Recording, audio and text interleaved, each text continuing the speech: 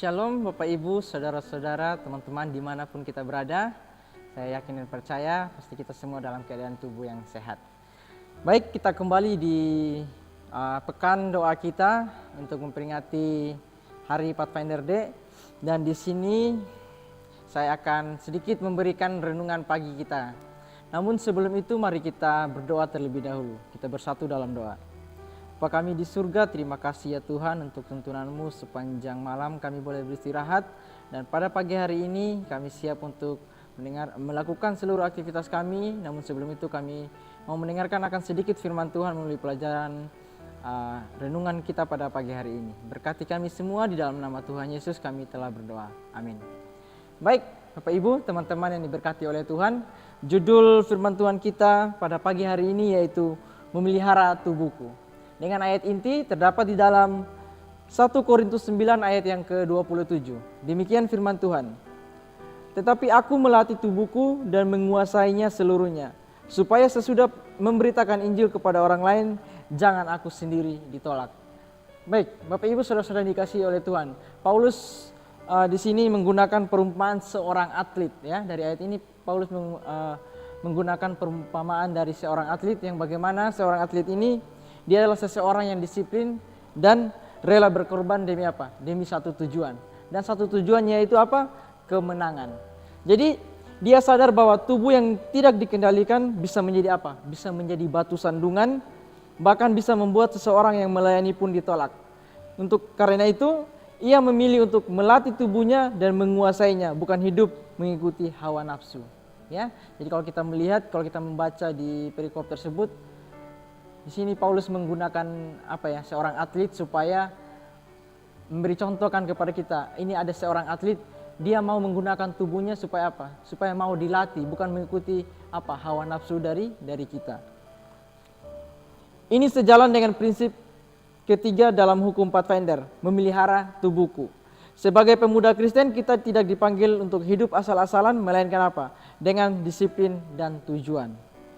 Nah, dari sini saya akan membagikan ada 3 poin penting ya untuk kita semua. Yang pertama yaitu tubuh sehat adalah alat untuk melayani Tuhan. Pelayanan yang efektif membutuhkan fisik yang kuat dan juga mental yang tajam. Baik sebagai penginjil, guru sekolah sahabat, pemain musik, bahkan usir gereja, semua membutuhkan apa? Energi dan juga kesehatan. Di dalam buku Ellen G. White mengatakan kesehatan adalah harta. Ini adalah harta yang paling berharga yang dapat dimiliki oleh manusia. Jadi apa? Bahkan di dalam 1 Korintus 6 ayat yang ke-19 sampai dengan yang ke-20 kalau kita melihat tubuh kita disebut apa? Bait Roh Kudus. Artinya kita wajib menjaganya karena itu bukan milik kita sendiri melainkan milik Allah. Sayangnya banyak orang meremehkan pentingnya makanan sehat. Kita lebih memilih yang praktis, yang cepat saji, ya, atau sekedar ikut selera. Padahal pola makan yang buruk melemahkan tubuh dan memperpendek masa pelayanan. Tuhan sudah memberikan panduan sejak Kejadian 1 ayat yang ke-29, yaitu apa? Biji-bijian, buah-buahan, kacang-kacangan dan juga sayuran sebagai makanan utama manusia. Ya. Jadi seringkali kita mau mengikuti hawa nafsu kita, makanan ini yang enak kok. Tetapi apa? Ketika kita mau mengikuti selera hawa nafsu kita atau kedagingan kita, maka apa?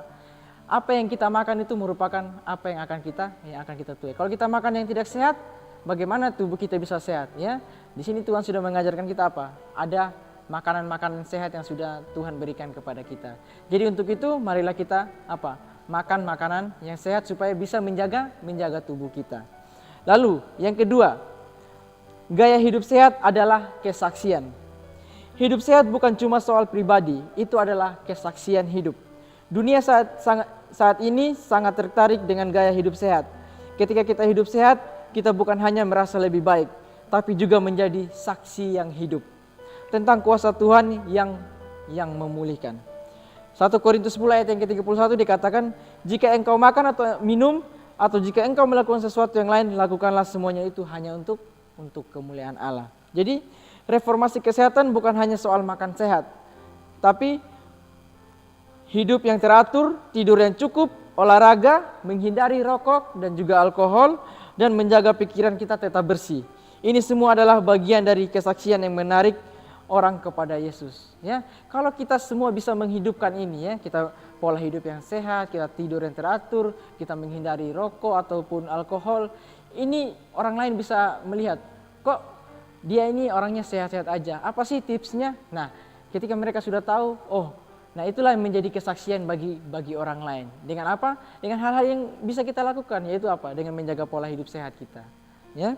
Lalu yang berikutnya, hidup sehat mempersiapkan kita menyambut kedatangan Kristus. Kesehatan bukan hanya membantu kita hidup lebih baik di dunia ini, tapi juga mempersiapkan kita untuk menyambut Yesus. Tubuh yang sehat membuat pikiran lebih jernih dan hati lebih peka terhadap suara Roh Kudus.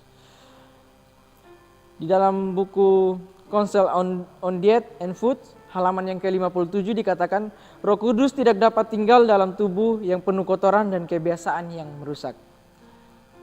Lalu di ayat yang ke-69, reformasi kesehatan adalah salah satu cabang dari pekerjaan besar untuk mempersiapkan umat bagi kedatangan Tuhan. Artinya apa? Menjaga tubuh bukan hanya tentang panjang umur, tetapi juga apa? Tentang kesiapan rohani kita. Makanan yang kita konsumsi, gaya hidup yang kita pilih, bahkan aktivitas kita setiap hari, semua itu berdampak pada apa? Pada hubungan kita dengan Tuhan. Ya, kembali lagi, bukan hanya tentang pola hidup sehat, tetapi apa? Ini juga bisa membuat hubungan kita dengan Tuhan semakin lebih intim. Ya. Lalu apa yang menjadi aplikasi bagi kita semua? Yaitu mari kita pilih makanan yang sehat. Kita kurangi gorengan, kurangi gula-gula, atau mungkin makanan-makanan yang cepat saji, makanan yang instan. Kita harus perbanyak buah, sayur dan biji-bijian dan juga kacang-kacangan. Lalu yang berikutnya, mari kita memulai olahraga yang teratur. Dengan apa? Kita bisa jalan pagi, kita bisa bersepeda, berenang, atau mungkin melakukan aktivitas yang lain. Lalu yang ketiga, tidur yang cukup. Minimal kita harus tidur itu 7 sampai dengan 8 jam setiap malam. Ya. Lalu yang berikutnya, mari kita jauhi rokok, alkohol, dan juga zat adiktif yang lainnya yang dapat merusak tubuh kita.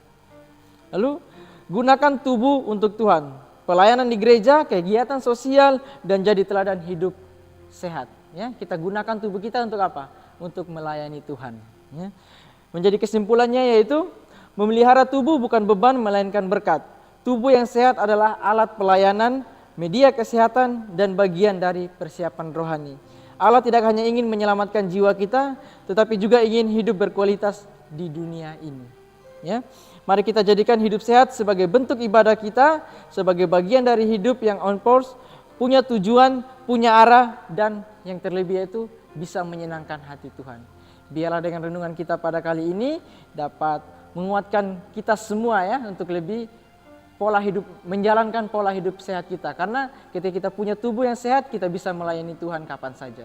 Tuhan memberkati kita semua.